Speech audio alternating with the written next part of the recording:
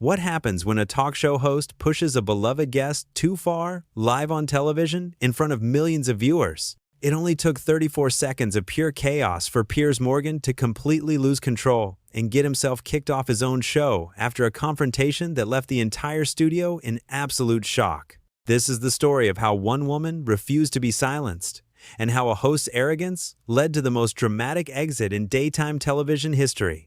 The Loose Women studio was buzzing with its usual energy. The cameras were rolling, the audience was settled in their seats, and the panel was ready to dive into another lively discussion. But nobody, absolutely nobody, could have predicted what was about to unfold. Denise Welch walked onto the set that day as a guest, ready to talk about her latest projects and share some laughs with the panel. She was a familiar face to viewers, someone who had always been honest, warm, and genuine in every appearance she made. The audience loved her for her authenticity and her willingness to speak from the heart about difficult topics. Sitting across from her was Piers Morgan, the host who had built his reputation on being controversial, on pushing buttons, and on never backing down from an argument. He thrived on confrontation. He lived for the moments when he could make his guests squirm, when he could twist their words and turn a simple conversation into a verbal boxing match. The show started innocently enough. The panel chatted about light topics, shared a few jokes, and the audience seemed engaged. But there was a tension in the air that the cameras couldn't quite capture. Anyone who knew Piers could sense it. He had that look in his eyes, that smirk on his face, like he was waiting for the perfect moment to strike. And then it happened. The conversation shifted to mental health, a topic that Denise had been incredibly passionate about for years. She had spoken openly about her own struggles with depression, about the importance of breaking the stigma, about how crucial it was for people to feel safe talking about their mental well-being without judgment. Denise began sharing a heartfelt story about someone she knew who had struggled in silence for years, too afraid to ask for help because of the shame attached to mental illness. Her voice was steady but filled with emotion. She was speaking from a place of deep compassion and personal experience. The audience was listening intently. This was the kind of raw, honest conversation that made television meaningful. This was the kind of moment that could actually help someone watching at home feel less alone. But Piers couldn't help himself. He interrupted her mid-sentence. "Oh, come on," he said, his voice dripping with condescension. "Don't you think people are a bit too sensitive about all of this nowadays?" The studio went quiet. Denise paused, clearly taken aback by the dismissive tone. The other panelists shifted uncomfortably in their seats. Even the audience members exchanged confused glances. "I'm sorry, what?" Denise asked, her voice calm but firm. Piers leaned back in his chair with that signature smug expression. "I'm just saying, everyone claims they have anxiety or depression these days. It's become fashionable, hasn't it? Back in my day, we just got on with things." You could feel the temperature in the room drop. Denise's expression changed. The warmth in her eyes was replaced with something steelier, more determined. This was no longer a casual chat. This was personal. "Back in your day?" Denise repeated slowly. "Piers, do you have any idea how dangerous that kind of talk is?" Piers waved his hand dismissively, as if swatting away her concern like an annoying fly. "I'm just being honest. People need to toughen up a bit. Not everything is a crisis." "Not everything is a crisis?" Denise's voice rose slightly, not in anger, but in disbelief. "Piers, people die because they don't get help. People end their lives because they're told to just toughen up and get on with it. This isn't a joke." The other panelists tried to jump in, tried to steer the conversation back to safer ground. But Piers wasn't finished. He never knew when to stop. "Look, Denise, I respect what you do. I really do," he said, his tone suggesting he respected absolutely nothing about what she did. "But you have to admit that some people use these labels as an excuse. They use it to get attention, to play the victim." The audience gasped, actually gasped. You could hear it ripple through the studio like a wave. This wasn't provocative television anymore. This was cruel. This was ignorant, and everyone knew it. Denise stared at him for a long moment. When she spoke again, her voice was quieter, but it carried more weight than anything she had said before. "An excuse?" she said. "Piers, I have sat with people who couldn't get out of bed for weeks. I have held the hands of parents who lost their children to suicide. I have spoken to countless individuals who felt so worthless, so broken, that they genuinely believed the world would be better off without them. And you're sitting here, on national television, telling millions of people that they're just playing the victim?" Piers tried to interject. tried to spin his words into something less offensive. But Denise wasn't having it. "No," she said firmly. "You don't get to do that. You don't get to say something so hurtful and then backtrack when you realize how bad it sounds." The tension was unbearable now. The cameras kept rolling, capturing every second of this car crash in slow motion. The producers in the control room were probably panicking, trying to figure out whether to cut to commercial or let this play out. Piers, feeling cornered, did what he always did when challenged. He went on the attack. "You know what your problem is, Denise?" he said, leaning forward with that aggressive energy that made him so unbearable to watch. "You can't handle a different opinion. You want everyone to agree with you and pat you on the back for being so brave. But the real world doesn't work like that. People have different views." "Different views?" Denise shot back. "This isn't about different views, Piers. This is about basic human decency. This is about not telling vulnerable people that their suffering isn't real." Piers scoffed. Actually scoffed. "Oh, here we go. The moral high ground. You always do this. You turn everything into some grand crusade." "And you turn everything into a circus?" Denise fired back. "You say outrageous things just to get a reaction, just to stay relevant, and you don't care who you hurt in the process." The other panelists were frozen. The audience was completely silent. This had gone way beyond a heated debate. This was personal now, and everyone could feel it. Piers's face was turning red. He didn't like being called out, especially not in front of an audience. He thrived on being the one in control, the one asking the tough questions, the one making others uncomfortable. But now the tables had turned, and he was the one squirming. "I don't have to sit here and be lectured by you," he said, his voice tight with anger. "Then don't," Denise replied simply.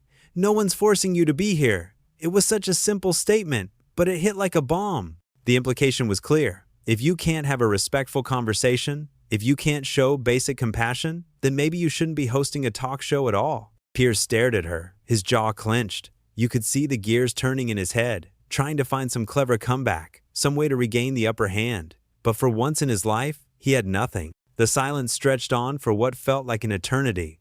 The producers must have been screaming into the earpieces of the crew, trying to figure out how to salvage this disaster. And then Piers made the biggest mistake of his career. He stood up. "You know what?" he said, ripping off his microphone with theatrical flair. "I don't need this. I don't need to sit here and be attacked for having an opinion." Denise remained seated, completely calm. "No one attacked you, Piers. I challenged your opinion. There's a difference." But Piers wasn't listening. He was too far gone, too caught up in his own indignation. He threw his microphone down on the desk with a loud thud that made everyone in the studio jump. "I'm done," he announced to no one in particular. "This show has become a joke." One of the other panelists tried to speak. "Piers, maybe we should just take a breath and—" "No," Piers cut her off. "I'm not doing this anymore. I'm not sitting here while people tell me I'm a terrible person for speaking my mind." Denise finally stood up too, her posture straight and dignified. "Piers, nobody called you a terrible person, but what you said was harmful. And instead of listening, instead of maybe considering that you might have crossed a line, you're throwing a tantrum and walking off." "I'm not throwing a tantrum," Piers shouted, which only proved Denise's point. "I'm making a stand.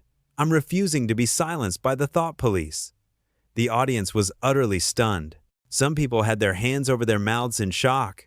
Others were filming on their phones, knowing they were witnessing something that would be talked about for years. "The thought police?" Denise repeated, and she actually laughed. Not a mean laugh, but one of genuine disbelief. "Piers, you're on television. You have a platform that millions of people would die for. Nobody's silencing you. You're just upset that someone finally called you out on your behavior." That was it. That was the final straw for Piers. His face was now completely red. His hands were shaking with rage, and he looked like he was about to explode. "You think you're so perfect, don't you?" he spat. "You think you're better than everyone else because you talk about feelings and emotions and all that rubbish." "I think I have empathy," Denise said calmly. "Something you clearly struggle with." Piers pointed his finger at her, jabbing it in the air like a weapon. "You are the most self-righteous, sanctimonious person I have ever had the displeasure of working with." The other panelists gasped.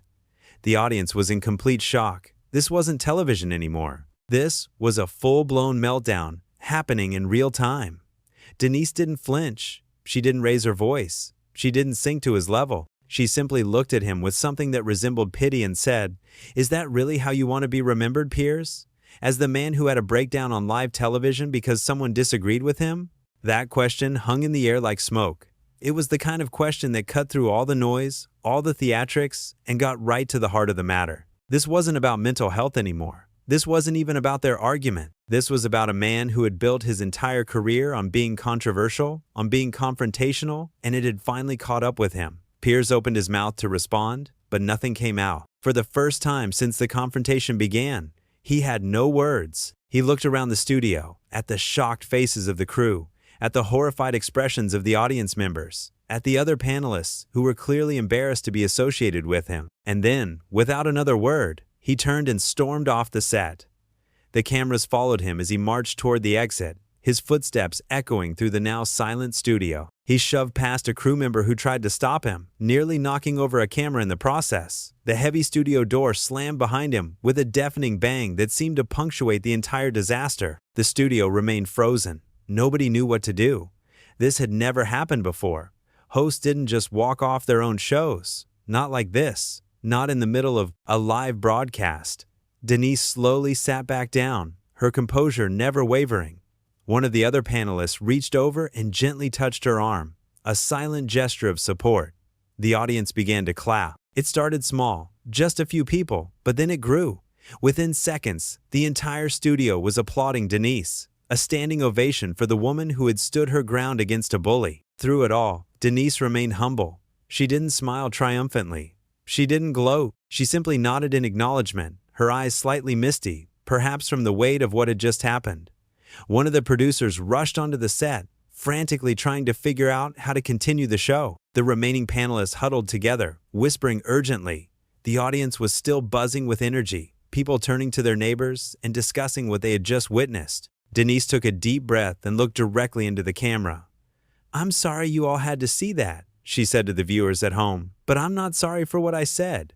Mental health matters. People's feelings matter.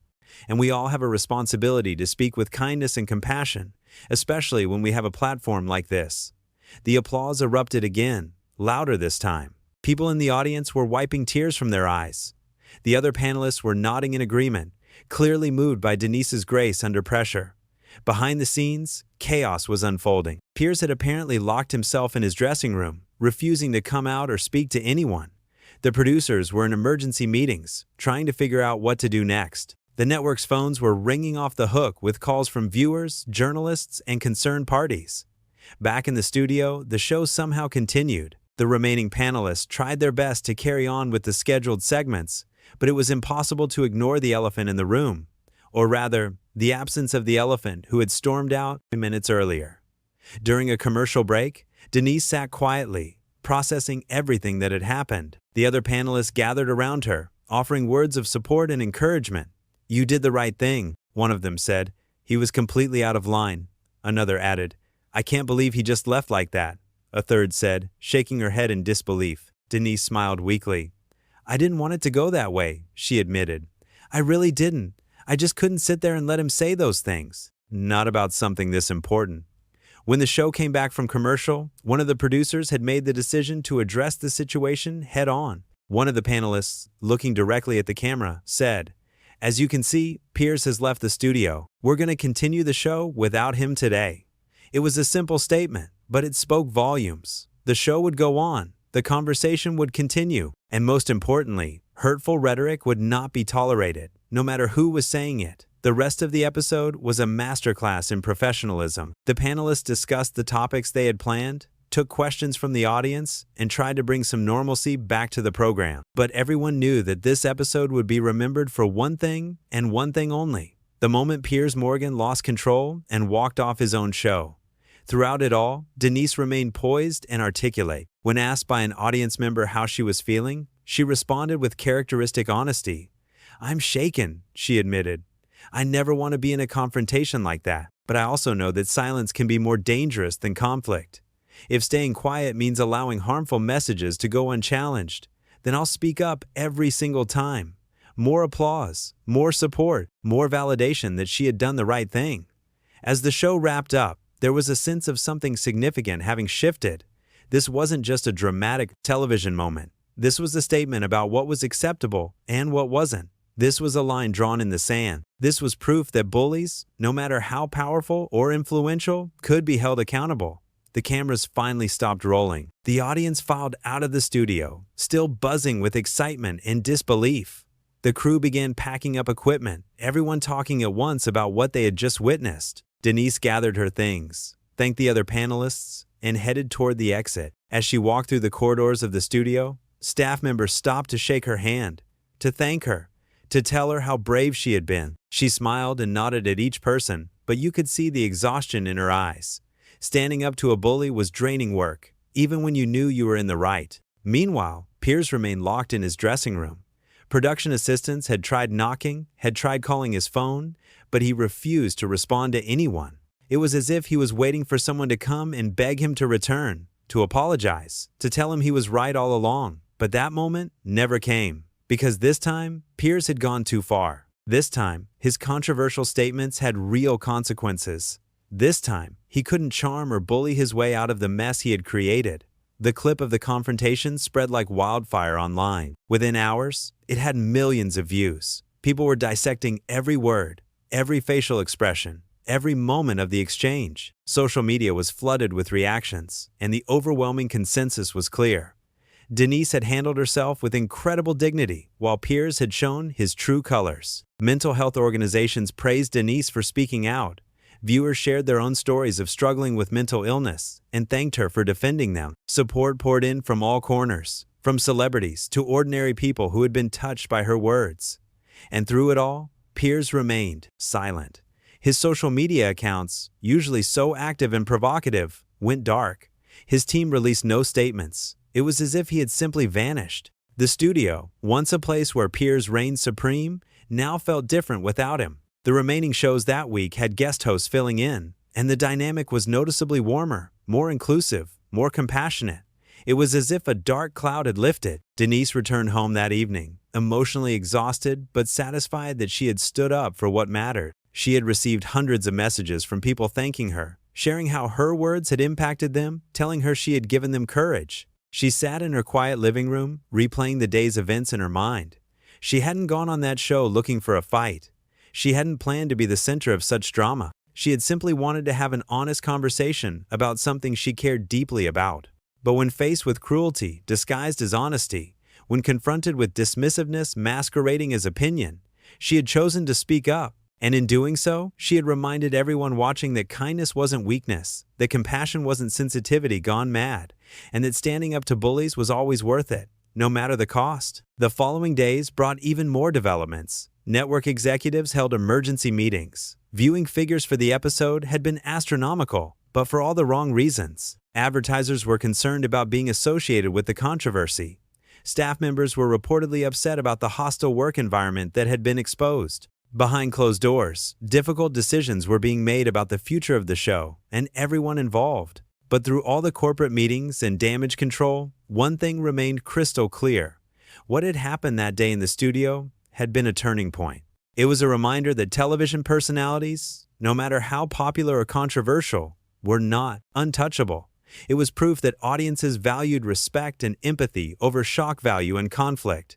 It was evidence that sometimes the most powerful thing you can do is simply refuse to stay silent in the face of harm. Denise Welch had walked into that studio as a guest. She had left as a hero to millions of people who had been waiting for someone to say what she said, to stand up the way she stood up, to refuse to back down in the face of intimidation and arrogance. And Piers Morgan, who had built his career on never backing down, on always having the last word, on making others feel small so he could feel big, had finally met his match. He had pushed too hard, said too much, and revealed too clearly the emptiness behind his provocative persona.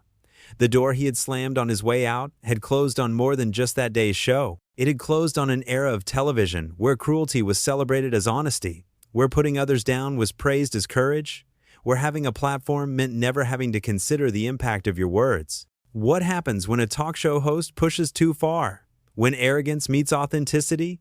When someone finally says enough is enough? This is what happens. 34 seconds that changed everything. 34 seconds that showed the world what real courage looks like. 34 seconds that proved that even the biggest bullies can be toppled by simple, honest, compassionate truth. And in those 34 seconds, Denise Welch reminded us all that standing up for what's right, especially when it's difficult, especially when it's uncomfortable, especially when everyone is watching, is always worth it. Always.